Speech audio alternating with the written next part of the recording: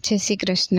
આજે આપણે પાવન ગાય માતાની સેવાનું ફળ વાર્તા સાંભળીશું. વિડીયો સંપૂર્ણ જુઓ. નીચે કોમેન્ટ સેક્શનમાં જય શ્રી કૃષ્ણ જરૂર લખો. એક નાનકડું ગામ હતું. ગામથી થોડે દૂર શાંત નદી વહેતી હતી. નદીના કિનારે ઝૂંપડીમાં એક ભીલ અને ભીલડી રહેતા હતા. તેઓ ઘણા ગરીબ હતા, પણ દિલથી ખૂબ સારા અને ભક્તિભાવવાળા હતા. તેમને સંતાન ન હતું, પણ ભગવાન ઉપર અડગ વિશ્વાસ હતો.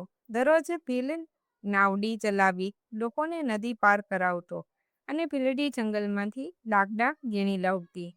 એક સાંજે ભીલડી આકાશ તરફ જોઈ બોલી, નાથ, ભગવાનના ઘરમાં કાંઈ ખોટ નથી. એ સૌનું સંભાળે છે, એ સૌનું સારું કરે છે, તો આપણું પણ જરૂર સારું કરશે. ભીલ નવાઈથી એની સામે જોવા લાગ્યો. અરે લખી, આજે તો તું જોગી જેવી વાતો કરે છે.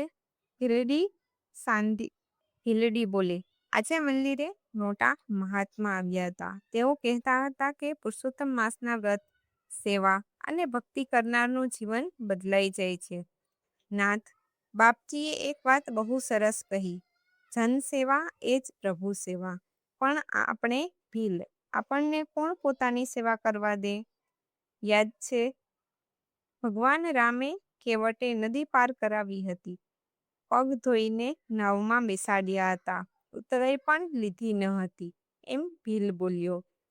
ભીલડી કહે, હા, એ વાત તો સાચી. ભીલડી ઉત્સાહથી બોલી, તો બસ આજથી આપણે પણ કોઈ પાસેથી ઉતરાઈ નહીં લઈએ. આપે તો ભલી અને ના આપે તો પણ. બંનેએ હાથ જોડી ભગવાનને પ્રણામ કર્યા. તેમને ખબર ન હતી, પણ એક મહાત્મા દૂર ઊભા રહી તેમની વાતો સાંભળી રહ્યા હતા. થોડા સમય પછી મહાત્મા આગળ આવ્યા અને બોલ્યા, વહાલા ભક્તો, અભણ હોવા છતાં કેટલું મોટું જ્ઞાન છે. ભીલ અને ભીલડી ગભરાઈ ગયા. બંને તરત પગે પડી ગયા. મહાત્મા પ્રેમથી બોલ્યા, કેવટ નદી પાર કરાવશો? ભીલ ખુશ થઈ ગયો.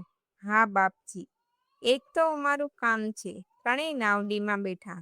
શાંત નદી, સૂર્યાસ્તનો સુવર્ણ પ્રકાશ અને ભક્તિથી ભરેલું વાતાવરણ.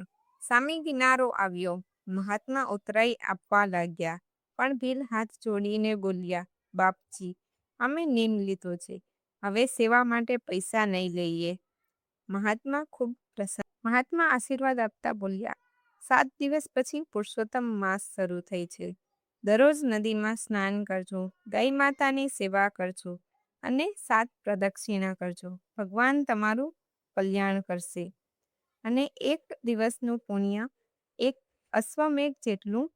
પુરુષોત્તમ માસ શરૂ થયો. દરરોજ વહેલી સવારે બંને નદીમાં સ્નાન કરતા, પછી ગાય માતાને ઘાસ ખવડાવતા, ગાય માતાના પગ ધોતા, ગૌશાળા સાફ કરતા, 7 પ્રદક્ષિણા કરતા.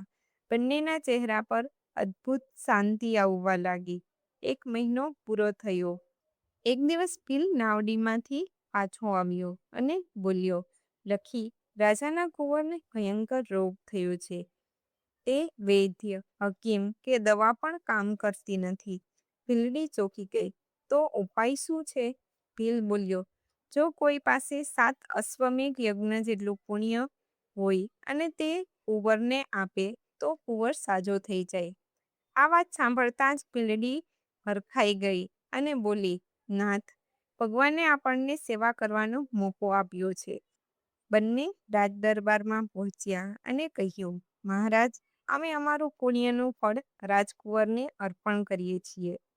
દરબારમાં સૌ આશ્ચર્યમાં પડી ગયા. રાજગુરુએ વિધિ કરાવી. જેમ ભીલ અને ભીલડીએ સંકલ્પ કર્યો, એમ જ કુંવરના શરીરમાં ચમત્કાર થયો. ધીમે ધીમે રોગ ગાયબ થઈ ગયો અને કુંવર સંપૂર્ણ સાજો થઈ ગયો. રાજા રાણીના આનંદનો પાર ન રહ્યો. તેઓ રડી પડ્યા અને ભીલ અને ભીલડીના પગે પડવા લાગ્યા. પણ ભીલ બોલ્યો, મહારાજ, આ બધું પુરુષોત્તમ ભગવાન અને ગાય માતાની સેવાનું ફળ છે. પછી ભીલડીએ સૌને પુરુષોત્તમ માસનું મહત્વ સમજાવ્યું. સાચી સેવા, ભક્તિ અને ગૌ સેવા ક્યારેય વ્યર્થ જતી નથી. આ સાંભળીને આખું રાજ્ય ભગવાન પુરુષોત્તમનો જય જયકાર કર. જય પુરુષોત્તમ ભગવાન, જય ગાય માતા.